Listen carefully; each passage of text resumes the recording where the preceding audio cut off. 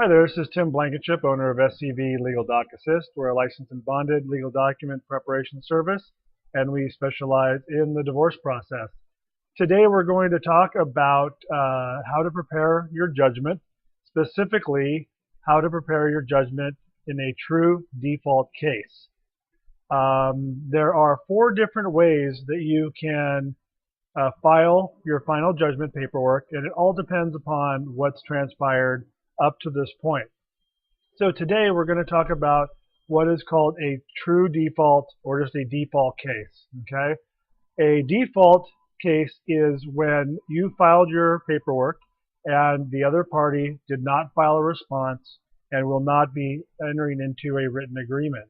So what this means is the other party not only didn't respond to your petition for divorce, but they're not going to sign a stipulation or a stipulated judgment.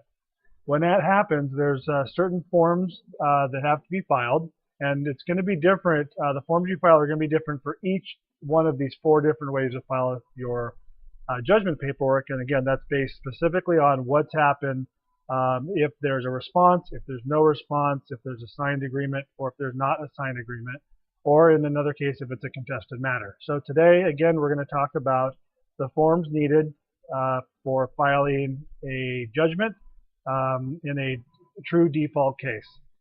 Now, one thing to note here is you cannot file for a default judgment. You have to wait 30 days after you complete step 2. Now, let me just using here the court's legal steps for divorce. So far, we've talked about filing your forms, how to serve the forms, and how to file and serve your disclosures and financial information. Okay, now we're on step 4. So after you've waited 30 days after step 2 is done, which is after the forms have been served, okay, then you can file for your default judgment. Now, let's take a look at what forms are needed in this true default case. So this is the default dissolution judgment. This is the checklist that I actually use when I submit our judgments to the clerk and to the court to be signed off by the judge. The reason I do this is because there are so many forms. I actually will put a little checkbox by each of these here, and I'll mark them off as I have them.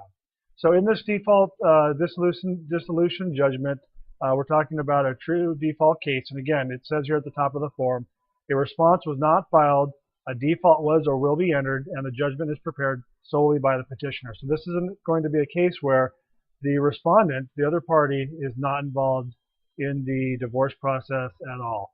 So what you're going to need to supply to the court is the proof of service of summons, the request to enter default, FL 165, and 2 self-addressed stamped envelopes, okay, 1 to you and 1 to the other party. The petitioner's declaration regarding service of preliminary declaration of disclosure, that's the FL 141. Your declaration for default or uncontested divorce, your judgment form, and your notice of entry of judgment, FL 190. Now, all of these forms you'll find on our video blog and on our videos on YouTube. You can find out how to fill these out individually. I have a video on each one of these. Now, this is just the initial forms. There are additional forms for everything from if there's minor children involved.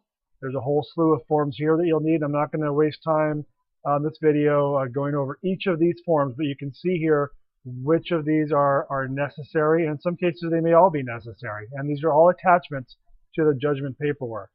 If there's going to be spousal support, there's a whole slew of forms here.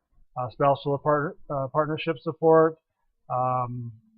If there's going to be property at issue, you have your property declaration, property order attachment to judgment. Okay, there's a lot of forms, and it can be very confusing and complicated to file your final judgment paperwork. Okay, so that is the totality of forms that you will need. I will have a link to this page within the article that this video is attached to, so you have a point of reference. Feel free to print it out and use it as a checklist.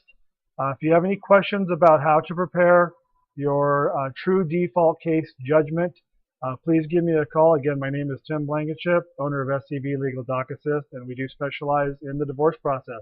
I hope this video has been helpful. Please give me a call if you have any questions. or visit one of our local area websites. Thanks so much.